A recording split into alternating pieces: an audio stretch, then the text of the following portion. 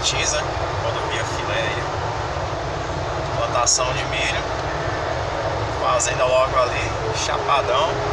Ao fundo dessa fazenda aí tem uma cidade grande ali. Não dá pra pegar aí no vídeo, mas é uma cidade assim, olhando daqui até parece Barreiras na Bahia. Uma cidade bem desenvolvida, com vários prédios. E banhada pelo rio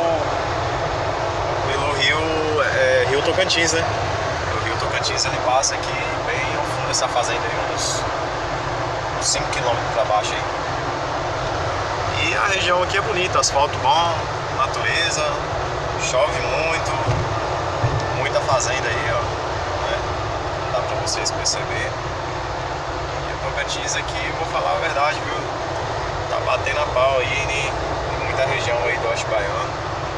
A gente tem essa ideia aí de que só Luiz Eduardo, essa região aí é boa pra gente, mas tem que abrir um pouco os horizontes, né?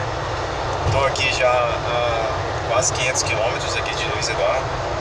Tô indo aqui sentido Pará. Vou com uma fazenda lá no Pará.